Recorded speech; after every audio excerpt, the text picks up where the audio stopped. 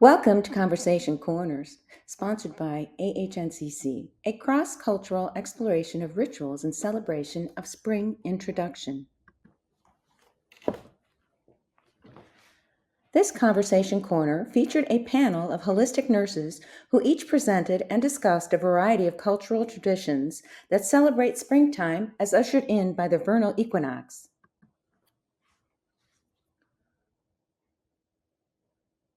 Attendees will gain a better understanding of common threads inherent in belief systems and practices of spring holy days, holidays from around the globe. We will also explore stories of personal applications of ancient rituals brought into contemporary use. Our speakers are Mary Beth White, Caroline Ortiz, and James Welch.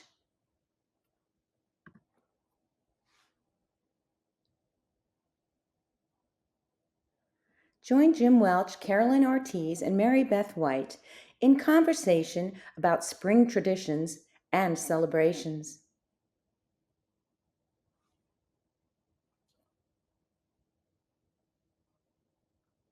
Welcome, Jim, Mary Beth, and Caroline.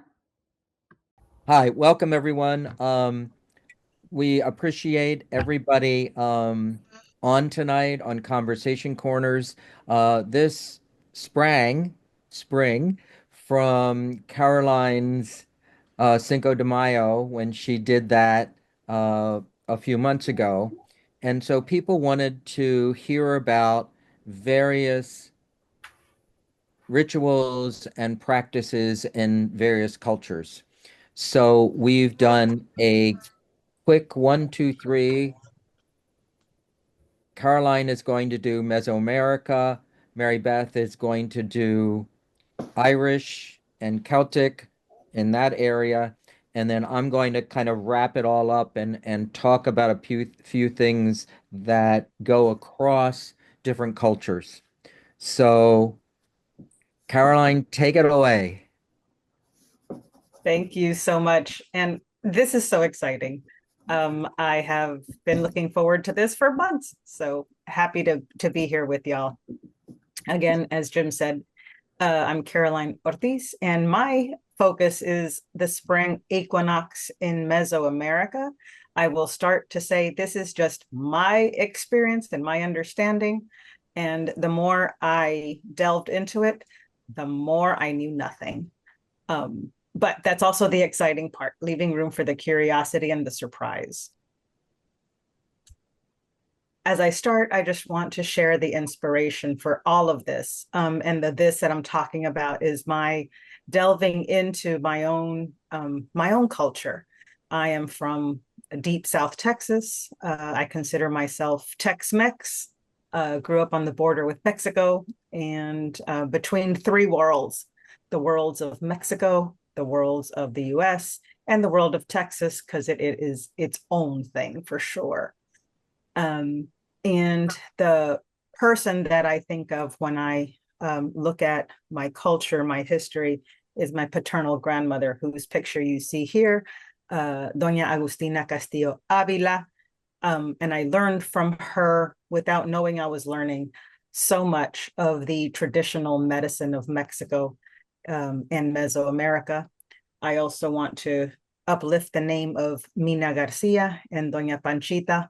All three of these women are the backbone of my curiosity and my love for my culture and for this world of ancestral medicine in all its forms. So when I say Mesoamerica, what is it that I'm talking about? And I pulled up this map that highlights just geographically what Mesoamerica consists of. And it's mostly central Mexico south through getting into what is now Central America. All of this area has been dotted with communities for millennia. And these were the communities that were existing at the time of colonization in the 1500s. They often, I shouldn't say often enough, I guess, that it has stuck in my head. People will say, oh, I thought the Maya had died off. No, the Maya are alive and well all over the globe, as are people who are known as the Mixtecos or the Aztecs. But there are hundreds of small indigenous communities of varying dialects, languages, histories, cultures that still inhabit this Mesoamerican area. And this is the focus that I'm going to be taking when I discuss the spring equinox as it is generally interpreted, I'll say, from this area. So I did what any good researcher, scholar would do until Jim said, stop it, was I looked at publications. And when I did this, I focused on three publications in particular: Skywatchers, Cosmology and Astronomy in Mesoamerican Cultures, and Archaeoastronomy in the Americas. And they all can be sort of distilled into these 4 points as far as the view of Mesoamerica and the spring equinox, was that the cultures had a sophisticated understanding of time and space in relationship with celestial events. There was a Mayan Venus cycle at this time of the spring equinox that marked the rebirth of Venus as the morning star. That this time on the calendar is a balance between light and dark that was central to the cycles of creation and destruction. In this Mesoamerican culture, it is all about balance between extremes and harmonies between duality. So it's not so surprising that the light and dark theme at this time of year was very celebrated with rituals and sort of special social happenings all across the Americas, but especially in Mesoamerica. Also, this time of the spring equinox is associated with the sun deity, signifying fertility, regulating agricultural practices, rituals, and, as I said, social structures. So I return back to this slide to draw your attention to that tip of the Yucatan, that lighter green area, where is Chichen Itza. This is perhaps an area that a lot of people who visit Cancun may be familiar with. It's an area of archaeological sites, particularly the pyramid of Kukulkan in Mexico. And I'm going to show you about a 3-minute video. There's 2 videos that I probably illegally spliced together, and that show kind of what happens, what is Kukulkan Pyramid, and what happens at the spring equinox.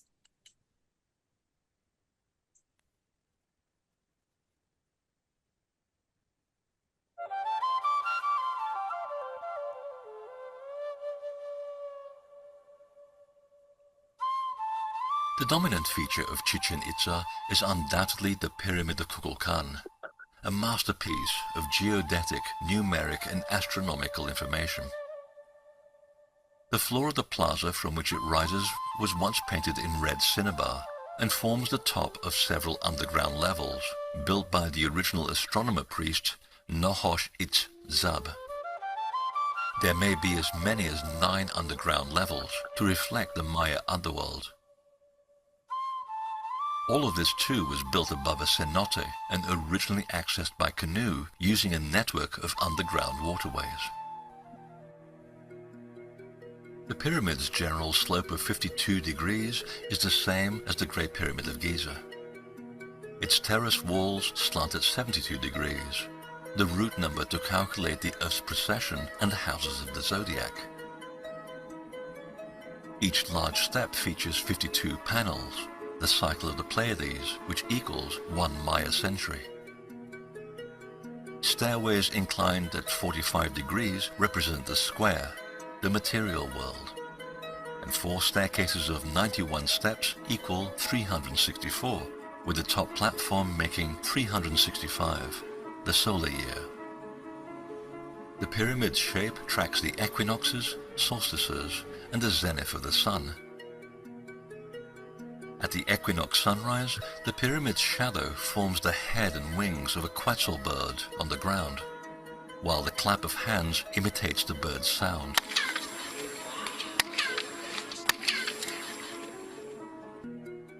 At sunset, the light casts shadows in 7 isosceles triangles against the western balustrade that evoke a wriggling serpent. And by contrast, the winter solstice sunset projects a serpent descending into and fertilizing the earth.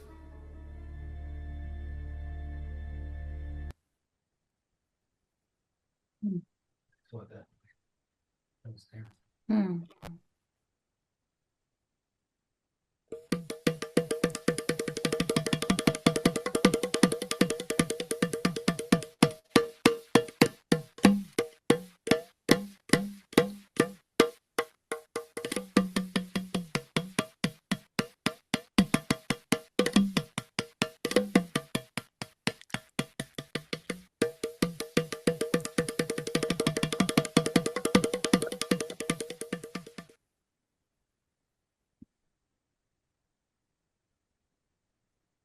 Apologies for the very low production invested in that one, but fantastic visual of kind of one of the most celebrated and mesmerizing equinox centered the shadows and the magic of what people like the Mayans and the Aztecs and many other indigenous have known of this understanding between the earth and the cosmos, represented in something so amazing like Kukulkan's pyramid and this depiction of the serpent Quetzalcoatl coming down from the skies on the side of this pyramid with the morning, with the evening, coming down this pyramid from the sun to the earth. And then at sunset, the same serpent, Quetzalcoatl, going into the earth, into the underworld. So, as I said, I've been looking forward to this project for months and months and months. And when I started actually doing my homework and putting this presentation together, there were so many synchronicities that happened for me. And one rabbit hole that I'm going to share with y'all the next about the spring equinox was completely unexpected and happened as I was sort of doing my own work in kind of learning and growing on the inside. But as I was listening to other teachers, the spring equinox came up and I followed that thread for hours and hours. You get maybe another 7 minutes of this. So yeah, and I love the concept of synchronicity. Synchronicity reveals the meaningful connections between the subjective and objective world. And this is what happened for me in my looking for whatever I could find on the spring equinox in Mesoamerica. One thing that came up very strongly is the prophecy of the eagle and the condor. I have heard of this phrase. I could not tell you that I understood what it meant. And it's very tied into the spring equinox of 2025, or of this year in particular.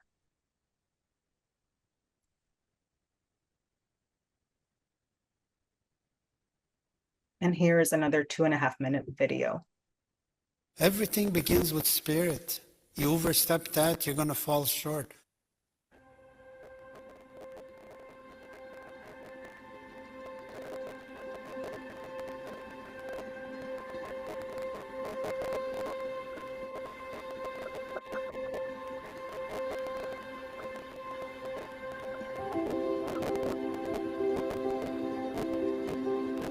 true leaders of our homeland is our people, the original people. I'm talking about a leadership, that reflects moral and ethical behavior, that is really inspired from the heart itself.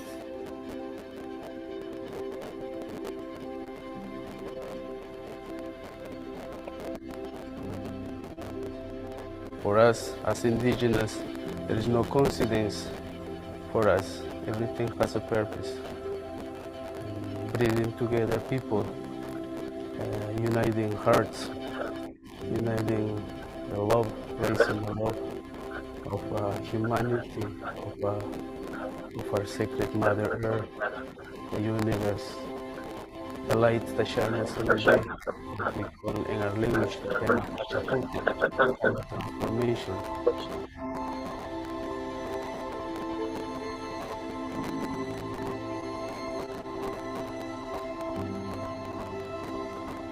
There's a lot of movement all over the country talking about climate change. Climate change is really because of, human behavior. And what we're talking about is spiritual behavior. Change will never happen by the masses of people suddenly waking up tomorrow morning and realizing that they need to change. It has to begin by a few individuals, which is a reflection of the prophecy of our prophets, that foretold of this time.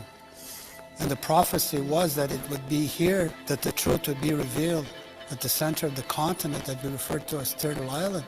But we would call upon our brothers and sisters from other parts of the world. And it's going to be the spirit of the condor and the eagle that's going to help us get there.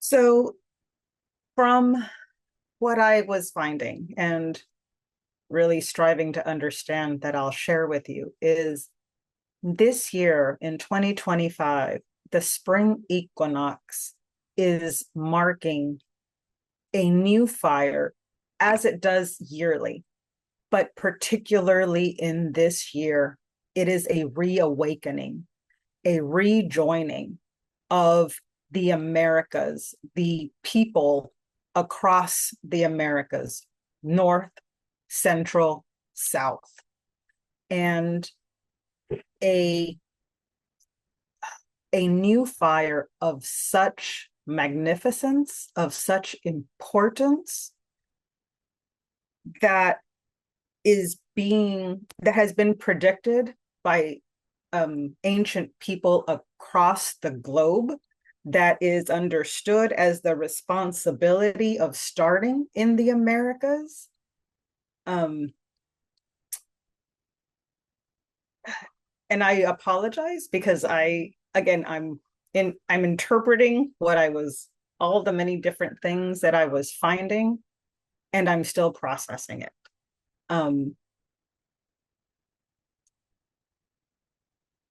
What I understood is that this is not just a global, but a universal time of change, of transitioning of epochs, and a reorientation, if you would, to time, and by consequence, a reorientation of us, humans, to space as well, where we are being, both in geographically, but geographically in universal terms as well, not just Earth, and where we are in time not as linear, but more as an expanding sphere, if you would, with I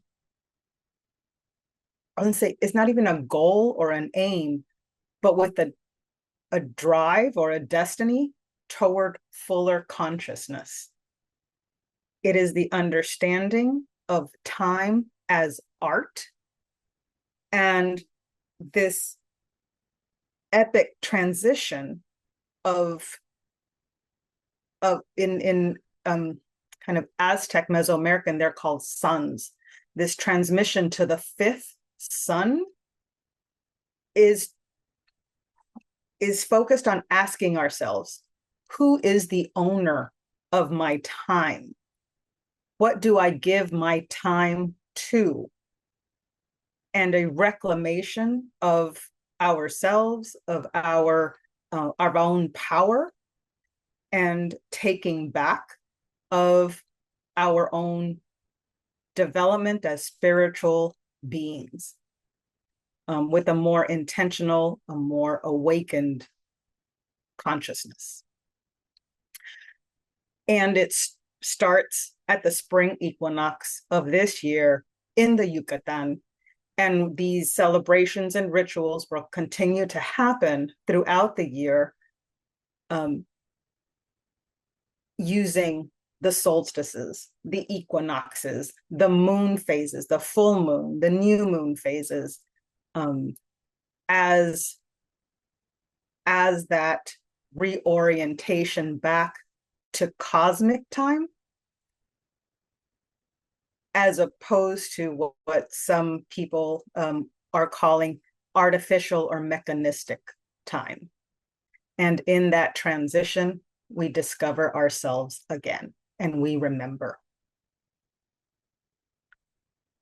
So I want to just acknowledge where I got the videos and some of my very feeble understanding from Gaia, Smithsonian National Museum of the American Indian, Turtle Lodge, and the Yo Soy Network.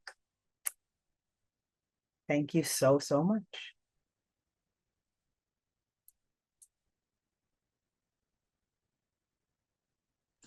Caroline, that was absolutely fantastic. And I have been hearing from people all over the country about different things that they're watching, and they are hearing about this, that this is the time of change. This is the time of hope, that there's chaos and things that come before it. And I think we can all attest about that, but it's very hopeful and very positive. Thank you very much. And we'll have opportunities in a little while after everybody's presented to ask questions. So, Mary Beth, are you ready to go? We'll see how I do this technological. You'll do great. Whatever Yeah, it is okay. will be great. Thank you. Okay, so that was profound, Caroline. That was really an amazing thing to follow up with. My journey has been a lot more personal. I use this dive into Irish celebrations and rituals of springs to as kind of a self-learning and a like a deeper understanding of my personal lineage. So that's what I'm going to be sharing with you now, once I figure out how to do this. Going down to this button.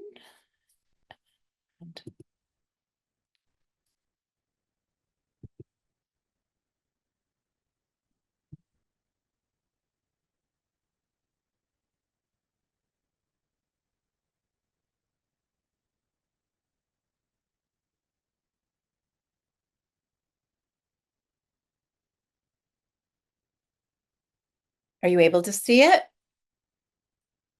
Okay. So, my background is I am Irish American. I have been to Ireland a few times, but I grew up here. My great grandparents were emigrated to the U.S. I grew up in a large Catholic family. I am the oldest of 6 children in 10 years, so you can imagine what that was like. And I went to Catholic school, elementary school, and an all-girls Catholic high school.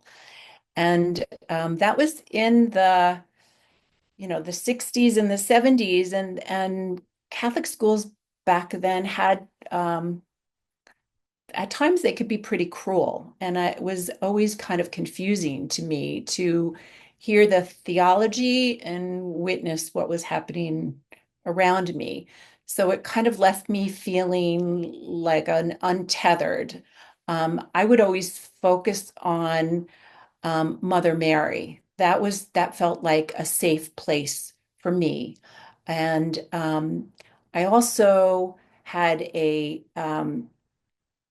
had a family that was um, my grandparents were not really warm and fuzzy, and they didn't share a lot about our heritage. So I was kind of left feeling untethered. But the one thing that I was gifted by my father's mother when I was young is this doll. It's a Aran Islander doll that I mean, she died when I was 9, so, and I had it for a few years before she died. And the Aran Islands is a small cluster of islands, 3 islands off the west coast of Ireland in Galway Bay. And this doll has kind of been a talisman for me throughout my life. Um, her face is painted and she has this piercing blue eyes that kind of really almost could look at me. And I had a collection of dolls throughout my childhood, but this is the one that I kept. And in 2018, I did take myself to the Aran Islands, and that was the year that I really started to delve deeper into my Irish heritage. Um, I'm I'm going to start with the Celtic calendar of the Shabbats. The fire ceremonies are Samhain and Imbolc and Beltane and Lunasa. And then the midpoints are the equinoxes and the solstice. And I'm going to talk about I'm going to start in Imbolc and end at Ostara or Easter, which is where I'm going to hand the baton to Jim to continue. I learned about Imbolc many decades ago, and it is February 1st, which is also Groundhog's Day. And in Catholic school, it was Candlemas, where we would have our necks blessed with candles by the priest. And it's the beginning of spring. And I live in New York, so there's very dramatic changes of seasons. And when I would know that Imbolc was coming, I just had a sense that that there was magic underfoot, like there was all these changes happening underneath the earth and in the trees that were not visible. Sometimes there were little shifts, like the days lasted a little longer, but in general, it was kind of this trust that another cycle was beginning. And in school, we made St. Bridget's crosses, but I didn't really know much about St. Bridget's Day until I started to investigate for this program tonight. And now I have to figure out how to change to the next slide. The arrows down. Arrows. Technical support. Let's go here. Okay. Okay. Go back. Sorry. Okay, and now I have to So make it small. this here? Yeah. Okay. Okay. Make it bigger. Can you see that? Okay. This is from Irish RTE, which Irish Player you can get online, and it's a wonderful documentary. I'm just going to play a few minutes of it on Finding Bridget. I am of the sky. I am of the earth, dreaming in truth since the day of my birth. I am she who is goddess. I am she who is saint. I am she who is strength. Is Misha breathes. So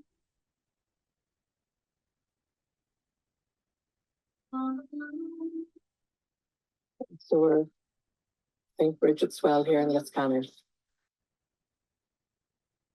It's not moving. To be here, so then Come, it's not moving. Is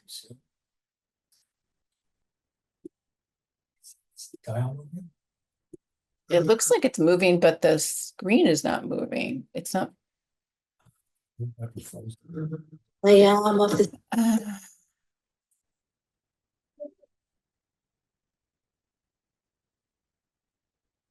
Well, the movie is not, it worked before, right? You want it to be like you want to see the two lines, not the arrow, I believe. You want to see the two lines, not the arrow. Like when it starts, the arrow, when you hit that, you went to the two I lines. am of the sky. I see the two lines. And it should be working. Maybe you don't. I am she who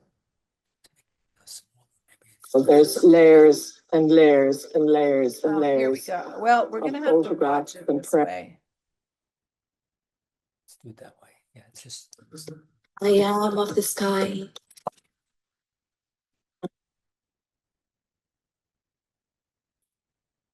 Okay, I am of the sky. it's not linked up.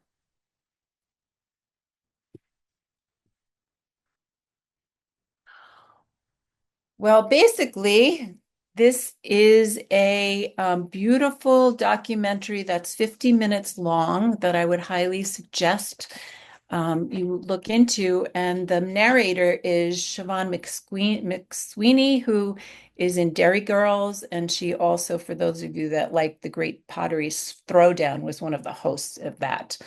And Ireland has dedicated in 2023 St. Bridget's Day as a national holiday, which is, it kind of is amazing to me that we're in this place that we're in this country, and a place in a country that had many restrictions in their religiosity, is moving forward to accept this day, a holiday for St. Bridget, which is, they also have St. Patrick's Day as a national holiday and St. Columbus Day as a national holiday. But this is the first public holiday directed to a woman. And the thing about St. Bridget is, before St. Bridget was in existence as a saint, Bridget was a goddess that was recognized and celebrated and honored for eons in that country. And in the early Irish texts, St. Bridget is seen as an equal to St. Patrick. Yet as time went on, she was downgraded, and there was an erosion over time of women's prominence and power in their spirituality. St. Bridget was associated with healing and poetry and protection, and she also was a founder of a monastery. The famous one is in Kildare. And so let me see if I can get back to the other place.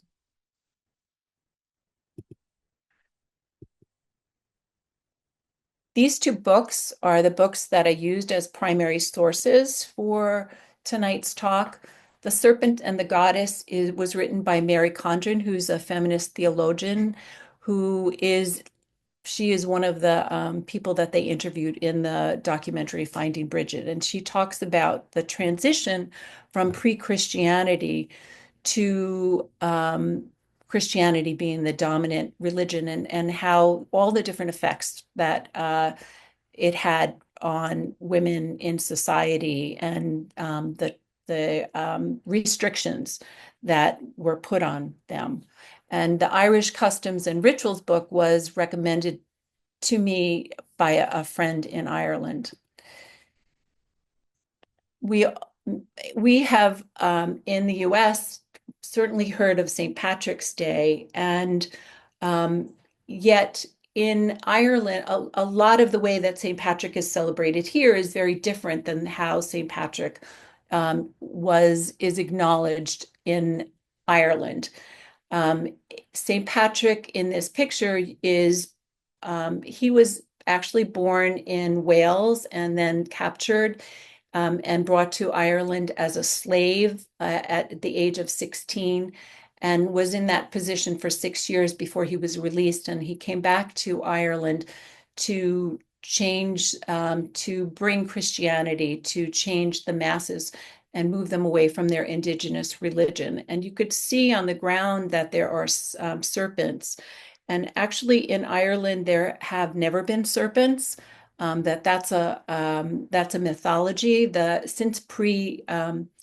Since the Ice Age, there were and the calving of the Irish islands from the European continent, snakes didn't come over. So this is deemed to be a symbol of the goddess that he is overtaking. And in Ireland, St. Patrick's Day occurs during the time of Lent. The 40 days before Easter is a time of fasting and attending more services, religious services. That people are not supposed to eat dairy or eggs or meat or drink alcohol or have sex, except for occasional days like Sundays were okay. And St. Patrick's Day was a day where it was more where restrictions were opened. So the parades that occurred in Ireland really were parades of people of promoting temperance and trying to get the people that are like partying on that day to stop. So it's a twisted version that has come to the United States. But it actually, in Ireland, more and more people are celebrating the way that we do. And St. Patrick has a prayer of protection that's called St. Patrick's breastplate. And it's very interesting to me that the bulk of this prayer has a lot of Christianity and prayers to God, but in the center of it is a very profound nature-based prayer honoring the forces of nature to be a source of protection for him. And this is a short video on that. I arise today through the strength of heaven, light of sun,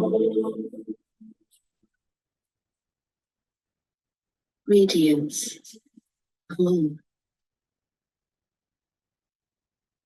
slender fire, speed of lightning, swiftness of wind, and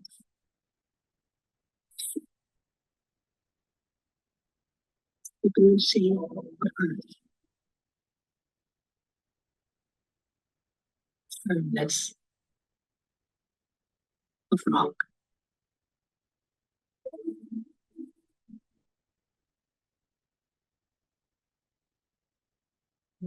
For me, the beauty in which nature and Christianity are blended together speaks really loudly about the ability to intertwine and have lost my train of thought. I'm going to go on to the next slide. This next slide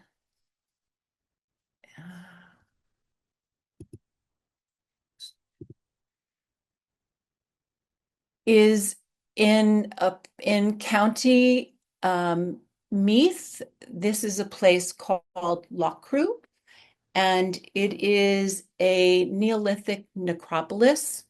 These are cairns. There are about 30 of them in this valley, and it is from the year, they believe it's from 5,200 years ago.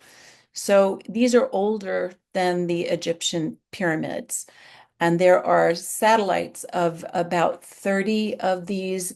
They also are tombs, and they were ritual places for rituals. And I actually had a book on this place many years ago that I didn't understand, and I had given it away. But in my search for what are the rituals around the spring equinox in Ireland, I came across this place, and it was discovered in 1980 that during the equinox, the light goes in through the doorway and passes into the passage tomb into the back, where there is a carving of rocks that have petroglyphs on it. And this is the cairn, which is 116 feet in diameter. It used to be that people could enter into the tomb, but the lintel has started to crack. So now it's restricted. But people still gather and watch the sunrise. And in the past, some people were able to enter in, and this kind of ceremony has been going on for thousands and thousands of years.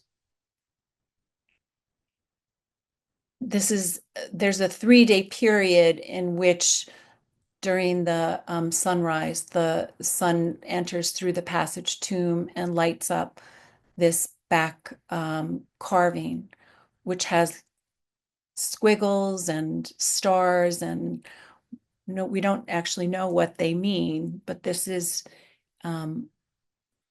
obviously had incredible meaning to people that lived many, many years ago.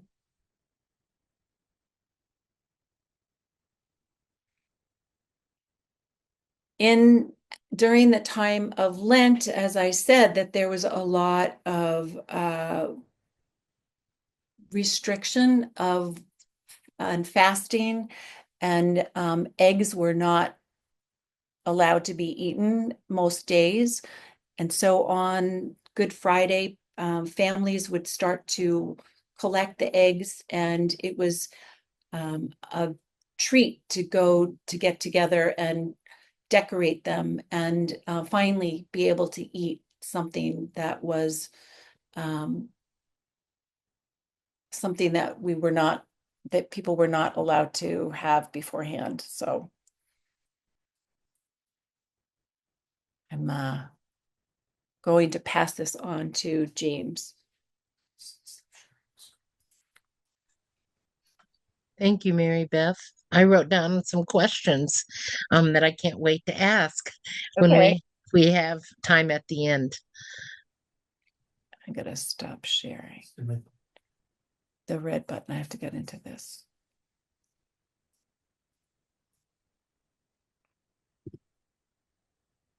So let me go to share and do this. Share. There we go. So I'm pulling it all together. And there are some common themes that will be coming up, and we'll talk about some of those. But one big one is fire. As Caroline talked about and Mary Beth talked about, fire is a really, really important part of this time of the year, of the spring equinox, because it's the newness and it's the fire that can burn away things, but also then changes it and changes it for positive. So, what makes a particular time a holiday, a holy day, or a sequence of days that have special meanings? Some holidays, as we've learned, are based in remembrance of events that are viewed as historical. Some holidays are observances of mythology and folklore, whose stories are linked to certain times and dates. Some holidays are anchored to occurring celestial events, as Caroline talked about. And I'll show you a picture of our fireplace where we have a celestial event that occurs each year that brightens up our home during a dark time of the year. Seasonal changes. So as the spring comes, you have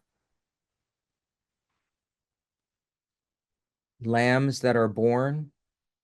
You have plants that are coming up from the earth. They're agricultural markers that are in place. So many holidays are a mixture of these three things. I'm trying to merge everything together if you see me thinking how I'm doing this. So I'm going to focus on the Northern Hemisphere.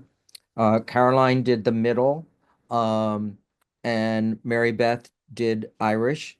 My background is Irish, Welsh, and German. And I'm a priest in our assembly, and we celebrate the holidays, the solstices and equinoxes. And Mary Beth showed you that wonderful chart of the solstices and the equinoxes. If you want to know more about that, I think we can share all of these with people, or we can send them to you, Mickey, or to Ray, and we can upload those so that people could have them.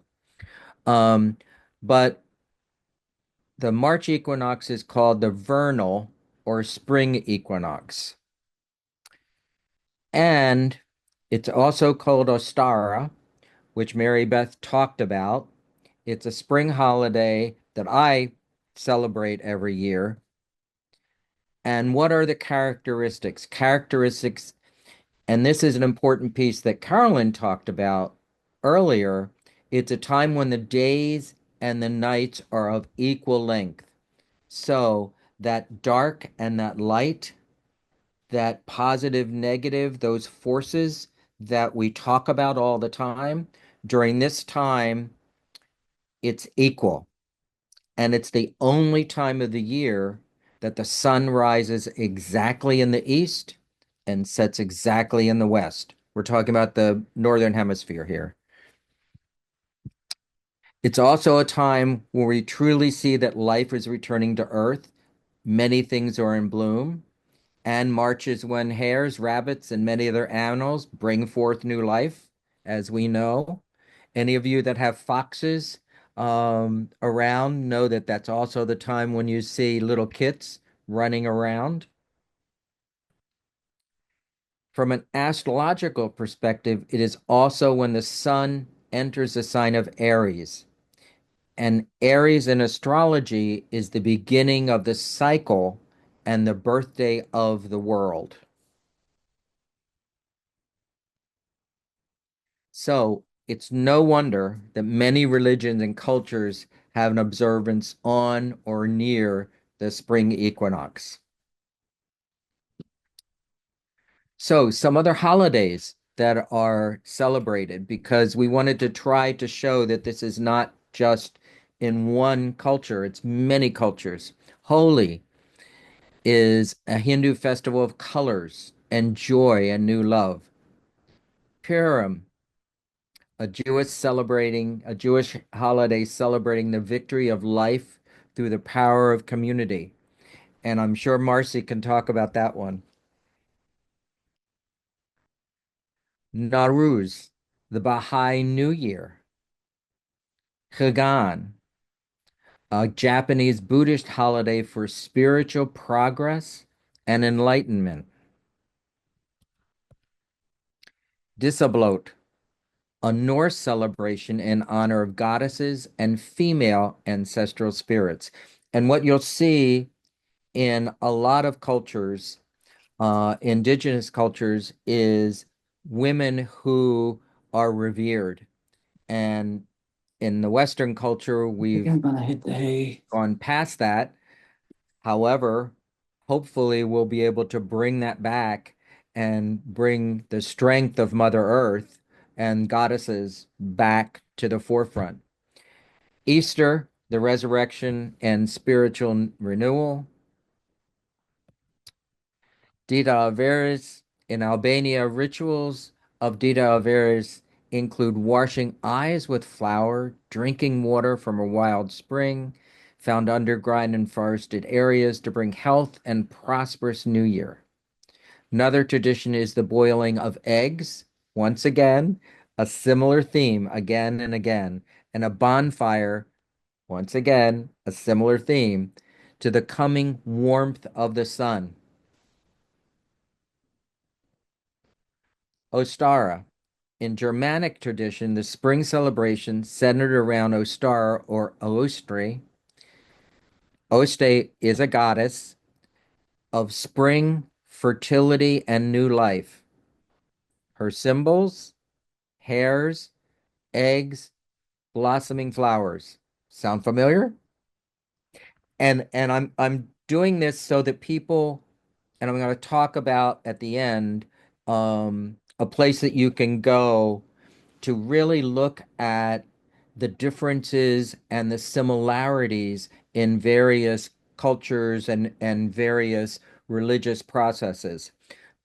I got interested in comparative religions in college, coming from a Presbyterian background, and went to a Lutheran, Missouri Synod Lutheran University, Valparaiso, and I took a comparative religious course. And that's the first thing that sparked my interest in, wow, this is not just one thing. This is throughout humanity. This is throughout the world. And how can we celebrate all of the differences in the world? By the way, Easter, Ostara, through unrelated, have the root of the word east in their names. So remember that east, west, light, dark, the sun and the moon, which makes sense with the rising of the sun on the day when the balance tips to longer days. And when you think about it, we have an opposite on the other end when we have the fall equinox, when we have the same thing, the balance between the light and the dark in the fall. When you have rising in the east and setting in the west, exactly the same. And that's when the balance tips then to when the days start getting shorter. Now the days will continue to get longer. So the Ostara that we celebrated this year, and it was a fire rite. And what's interesting, Caroline, when you were talking about the fire for this year, every single one of our rituals this year is having a fire theme. Every single one. So again, that synchronicity. So the Ostara that we celebrated this year, we have the planting of seeds, physical, some are symbolic, and decorating with flowers and colored eggs. So I told you about, this is our altar and this is our fireplace. And if you see the crystal that's in the center right between all of the candles, At the winter solstice, when the sun is the lowest in the sky, we have the sun comes in right below where you see the pentacle there.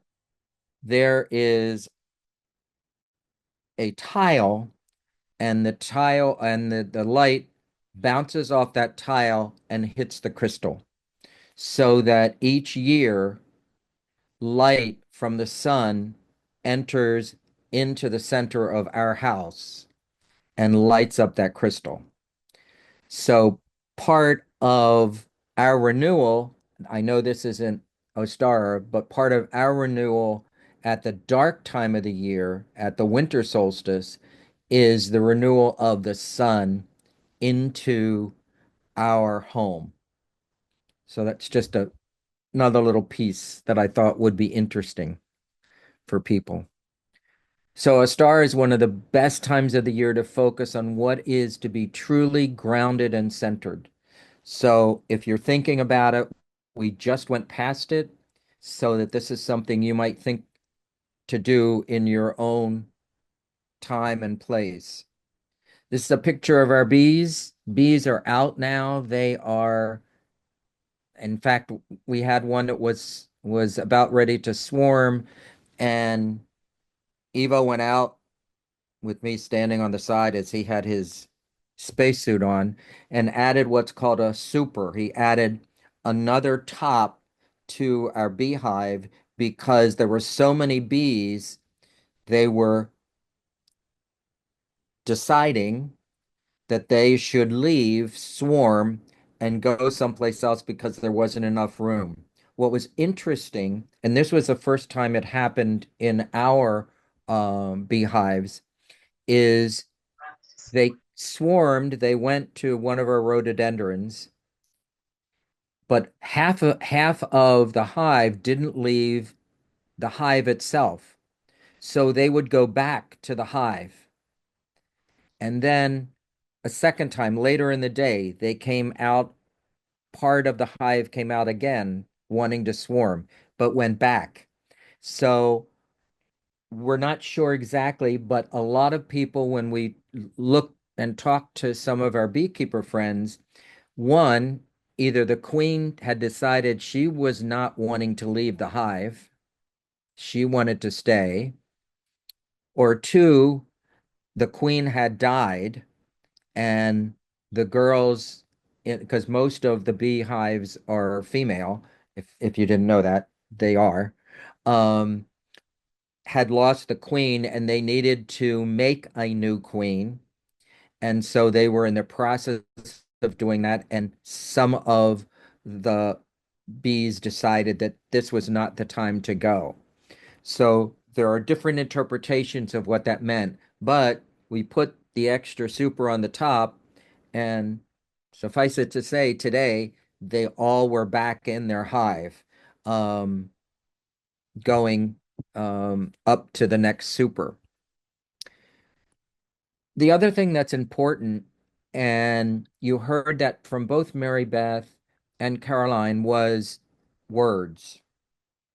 And the words of a prayer, the words from teachers, from elders.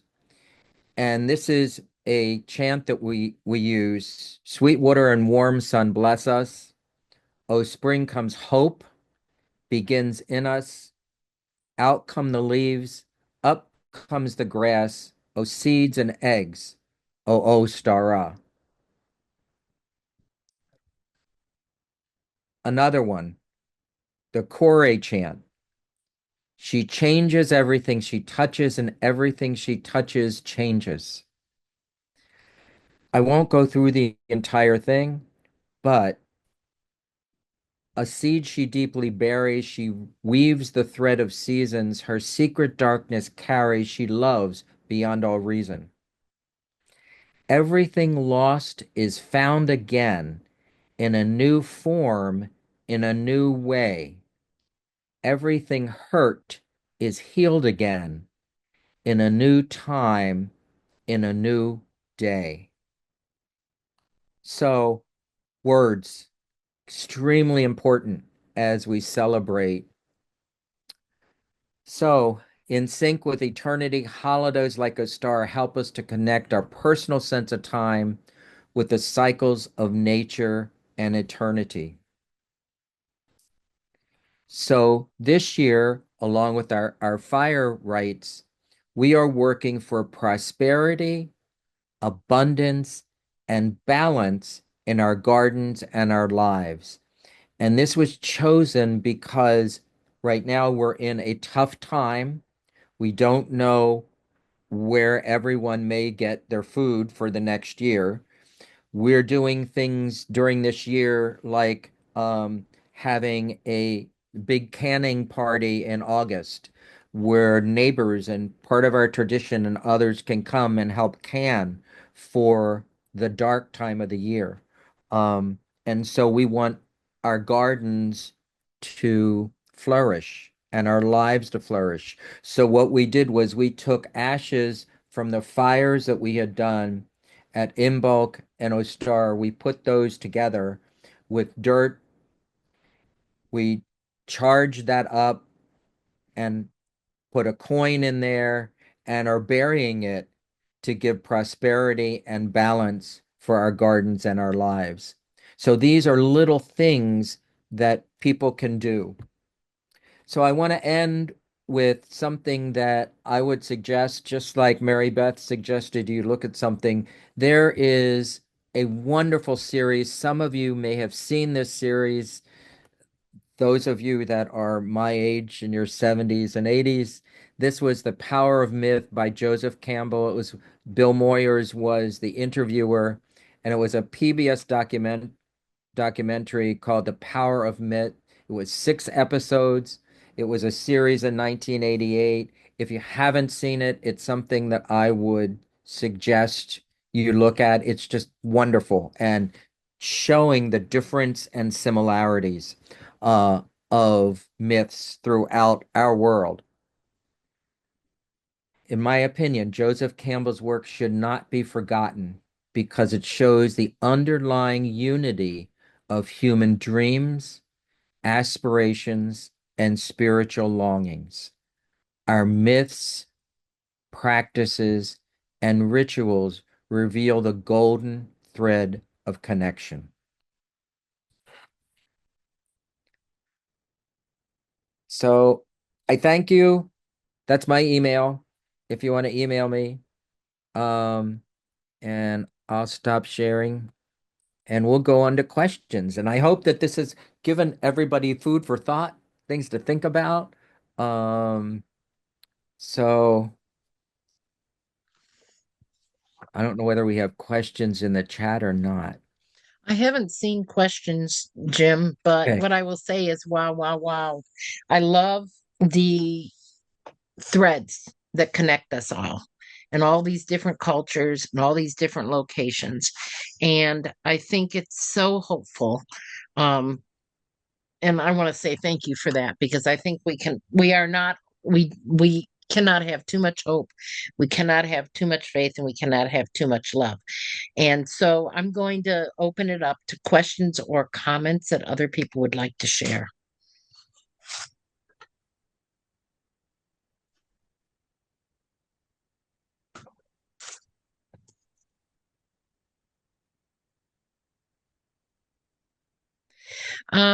Gina has stated she thought this was wonderful, which I will certainly agree with, and I'd love another one for the autumn equinox.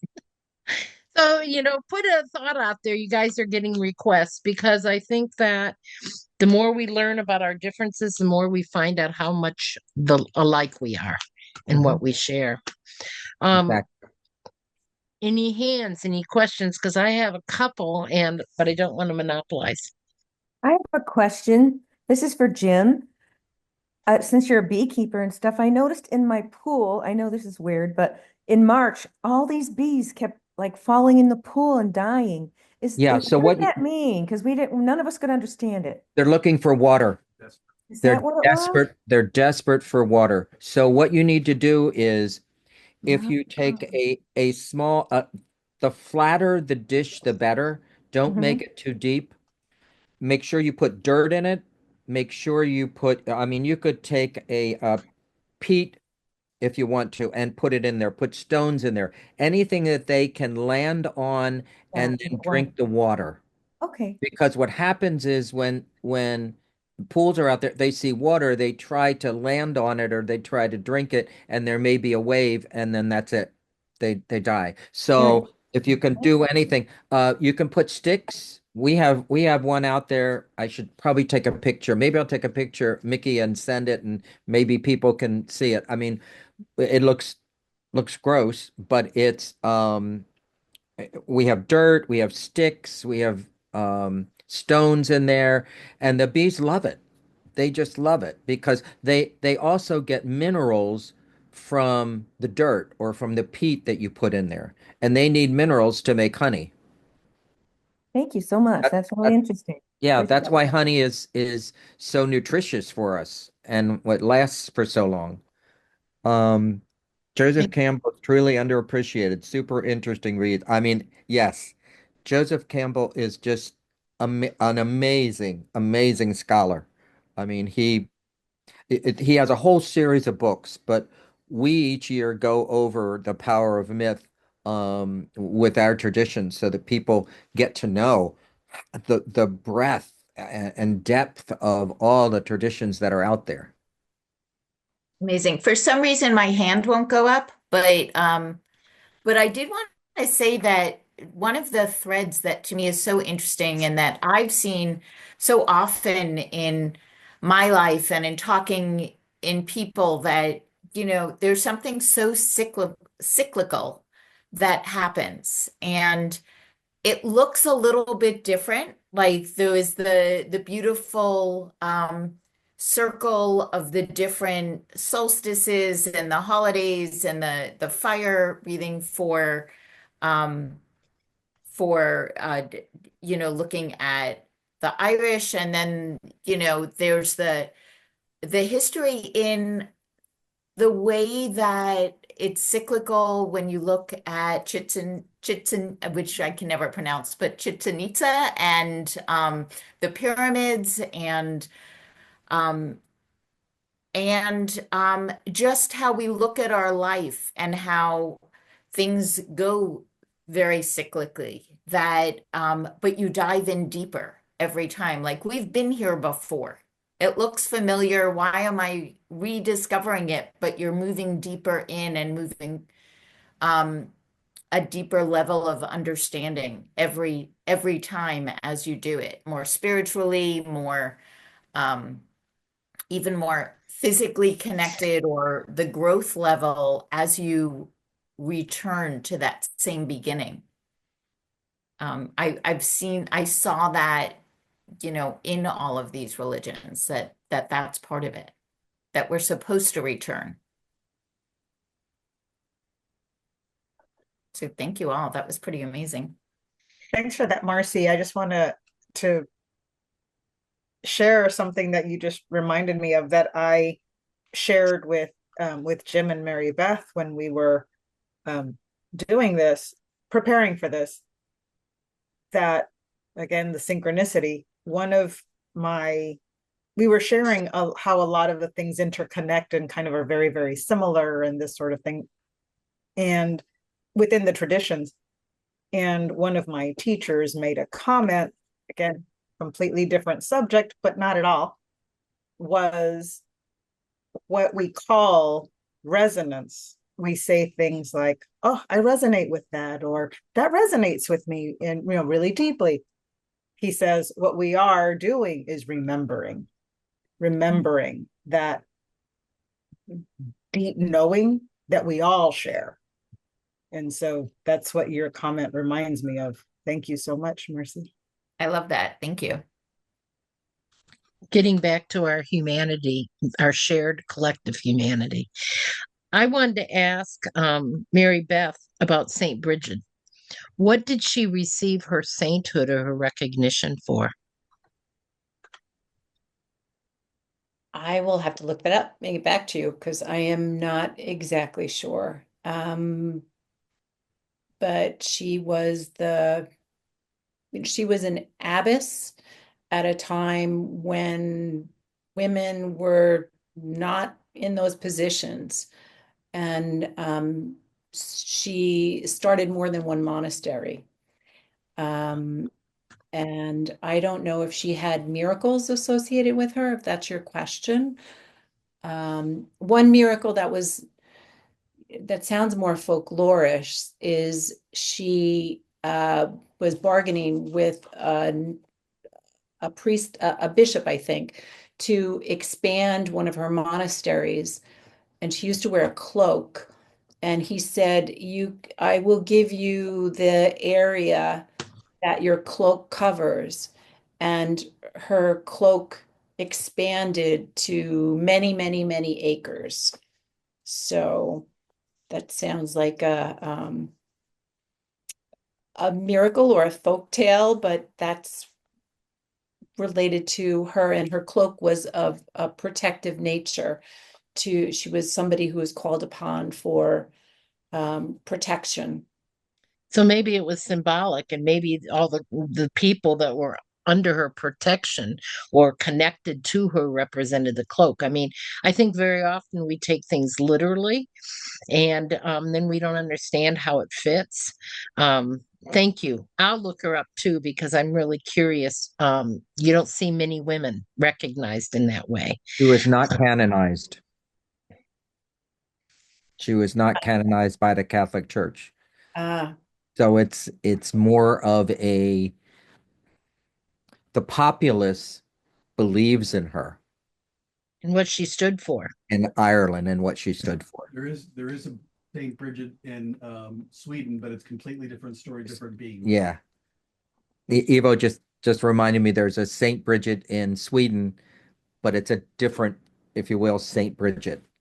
When you Google, that's the one that comes up first because I just Googled. Jim, you talked about speaking about seeds that were symbolic. Can you talk a little more about that? Well, the idea is that seeds are all over. And so the seed is that part of your body, part of you that springs forth and creates a new life. And so, and remember that the seed really depends upon the culture, and that's people, we're seeds, and it depends on the culture and how we're raised, so that a seed will grow well if it's nurtured, if it's watered, if it has the light that it needs. And some seeds you need to chill first before they will sprout. Some seeds need fire in order to grow. So the symbology is that each, just like all of us, each seed is different. And so learning what's important for one seed than another, learning what's important for one human being and another, to nurture that seed.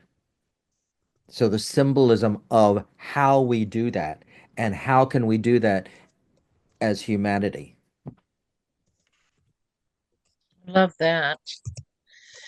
Caroline looked up what Bridget was known for, and she wrote in the chat she was known for her compassion and acts of charity, especially towards the poor and underprivileged.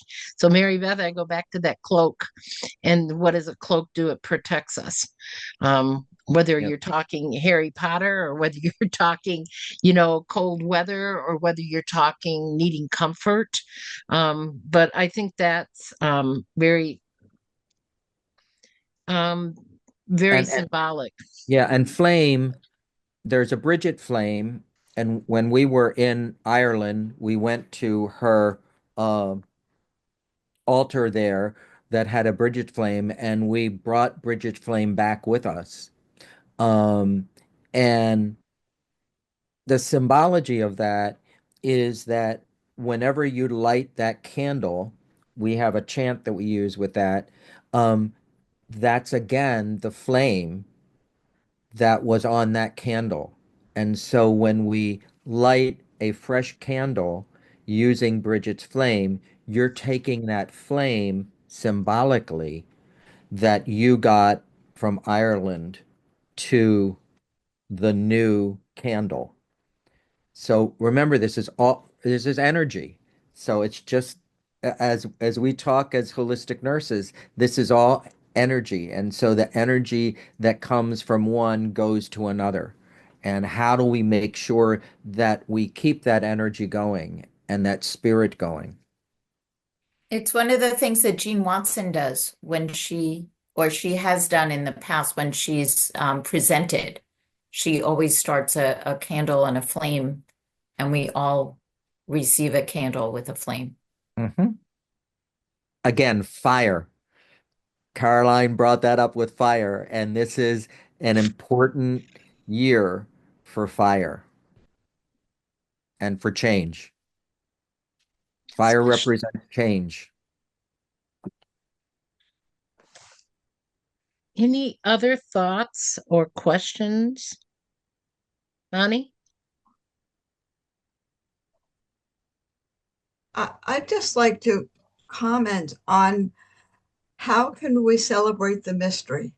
You know, when we talk about transpersonal, when we talk about these unfathomable things, can we celebrate it and not need a definitive answer? I've been communicating with this guy who's this astrophysics genius who's working at this in the middle of Chile. It's some of the darkest part of the planet, so they have the most powerful telescopes in the world. And talked to him for 5 minutes. It's he was someone who came to us because he was interested in higher consciousness and psychosynthesis. And he said, and you realize these people, they're up all night looking at, and he starts saying, he says, and then I see this thing and it's 10 million light years away and I can watch it.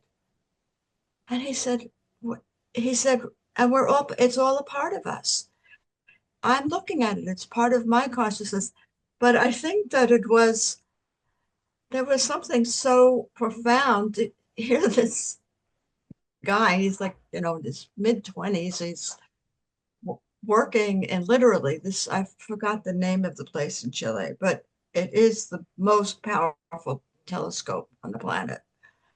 And to have someone talking to me about 10 million light years away, and I can see it's just thrilling, to just enjoy the incredible incomprehensibility of so many things and accept it. And his perspective on it is, it's all part of us. And it's very, what becomes dangerous is when someone says, this is the answer, right?